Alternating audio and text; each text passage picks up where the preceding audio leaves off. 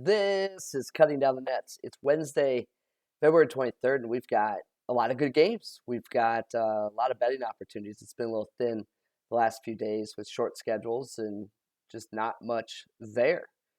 But we're doing well. We're closing out the season strong. We did book the Arkansas road win earlier tonight, and I'm currently sweating Cal Poly up to with 2 minutes to go. Be strong, Little Roots, and then we have UNLV in the nightcap, and I will not stay awake to see that game to conclusion. Cal Poly now up 4. Just live updates here. So much fun. Okay, let's get to the schedule because there's a lot of good stuff here. Wake Forest at Clemson. So Paddy has Wake Forest by 7. Again, Paddy is recent adjusted offensive and defensive efficiencies mashed up for each game. Shot quality is the adjusted offensive and defensive efficiencies for both teams for the whole season based on the quality of shots they're taking. Like, for instance, a wide open three has an expected point value much greater than a contested mid-range shot. So I also have Torvik and KenPom as reference, but let's get to this first game. So Paddy has Wake Forest by 7, and the line is 2.5. Keep in mind here, KenPom's won, but Clemson's lost so many games in a row that I don't see. Yeah, I just don't see that line coming down. But it does feel trappy. I mean, it does. But Paddy doesn't think so. And shot quality does have it closer to a pick 'em. I'd be more concerned if shot quality had like Clemson favored by 3, 4, 5 points, something like that. So there's a little pause there, but not enough to scare me away. I'll be on the Wake Forest side. Why not?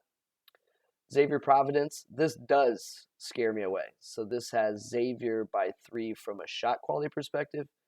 Paddy relies on games played, adjusted offensive and defensive efficiencies, and whether Providence is lucky or not, they're getting the job done. Now, shot quality would indicate that they are a little lucky, and that's going to catch up with them. So I'm going to sit this one out, but that's kind of why. That's where you get that.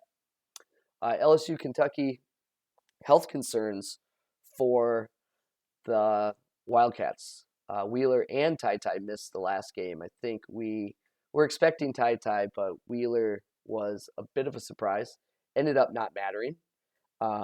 Kentucky withstood the first half 3-point barrage and was able to recover and end up kind of blowing out Alabama. So Paddy has Kentucky by 13 here. Shot quality is like 10.5, and the line's only 7.5.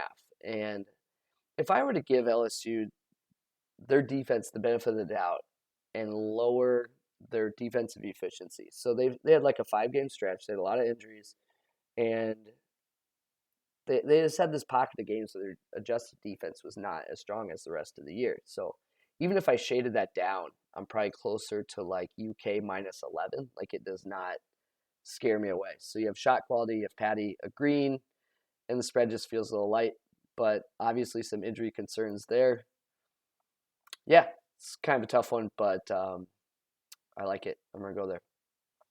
Houston, Tulane, I'll skip that. Shot quality has Houston bigly, and Paddy thinks much closer, and the spread's right in the middle. So sit that out. This is a weird one here. This is Chattanooga at East Tennessee State. The 22-7 Chattanooga Mocs at the 14-15 East Tennessee State. And Chattanooga won the first game by 30. Look, I don't make decisions. The data does. Like, as a human, I'd be like, oh my God, like, I'm not betting East Tennessee State. But KenPom does have it at 4. Shot quality says 2. Paddy says, hey, based on recent efficiency, I'd actually favor the East Tennessee State side.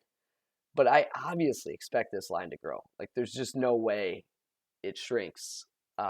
So I'm on the East Tennessee side, but man, we might get a big number there. We should, based on everything I just mentioned. But yeah, it's kind of an interesting game. Bradley at Missouri State. Give us one more, Bradley. Let's do it. Missouri State's favored by 5.5. KenPom is 6, so could go up, but 5.5 feels pretty fair. Paddy says close to a pick 'em. Shot quality says more like 4 points. And Missouri State's defense is skewed a little bit by their previous game, where you and I didn't miss. That might bring Paddy up a titch there. But again, I think we're on the right side of 2 possessions here, backing Bradley. And from a matchup perspective, Bradley has some ball security issues, and Missouri State not likely to exploit those. Bradley does have a rebounding edge. Missouri State's one of the most efficient 2-point offenses, but Bradley plays a very sound 2-point defense. So there's enough to like here. So I'll be on Bradley yet again. Here we go again. Mississippi at Auburn, not really interested in fading Auburn after a loss in the jungle. So yeah, that's just kind of where I'm at. It's showing as a potential play, but not digging it a whole lot. Texas State at South Alabama. I think there's some life here. So shot quality thinks close to a pick 'em. Paddy thinks close to a pick 'em. And we're currently getting 3 on the Texas State side. So I put it in the notes here. I just prefer a 3.5. Like, give me the full possession. So that's kind of where I'm at on that game. That's why it's in orange. These next 2, shot quality disagrees with Paddy immensely. So I would sit those out. Same with UMass and Dayton. And we get to our last couple plays here. So Davidson, Paddy says 13, shot quality says 13. Line's only 8.5, but you are certainly selling low on the Dukes. They've lost 12 straight games. But there's a lot to like on the Davidson side, mainly around scoring the basketball. So only concerns really are pace. And then the Dukes do run you off the 3-point line. They're only allowing 32% of the opponent's attempts from behind the arc. That's not a made percentage. It's just like a shot selection percentage. So they limit the amount of threes you shoot, which is not ideal for backing Davidson. But look, when shot quality and Paddy are both in agreement at like 4.5 points off the spread, fire the can. So let's go. New Hampshire at NJIT. NJIT has an awful offense, and New Hampshire has an awful defense. It'll be super slow pace, probably like 62 possessions. It's going to be gross, but this line's just a little inflated. I mean, if you look across the board, kind of in agreement that this should be more like 1-2, and it's 4. So I wish we had a little more value there, but still okay.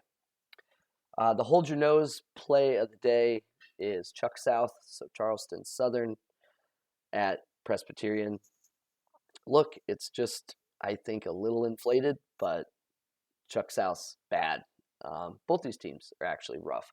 So I'm listening in the pool. I just don't know if I'll go there for sure. So here is what my card looks like. And let's just talk through the timing of these bets. So Wake Forest minus 2.5. I mentioned that, Clemson's certainly going south. So KenPom is 1, meaning KenPom has Wake Forest by 1. So it's possible the line comes down. But again, I don't think the public is super excited to back Clemson. Kentucky minus 7.5. Injury concerns there. But, we saw how this team performed down 2 starters last game. Pretty crazy.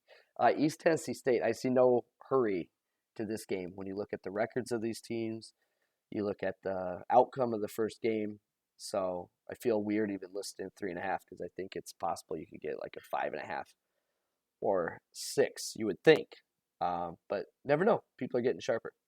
Bradley plus 5.5. KenPom is 6, so maybe we get the full 2 possessions there. Davidson minus 8.5 at Duquesne. Only concerns for me were pace and the Dukes running you off the 3-point line. NJIT versus New Hampshire. I just think that's a little inflated. And then Chuck South. I don't know if I can do it. They're really bad, but it is showing as a play. And shot quality is still on the Chuck South side, but not by a whole lot. So bet what you want to bet. Bet the games you like. This is just meant to be research for you, and we're going to close this season on a heater. This is Cutting Down the Nets.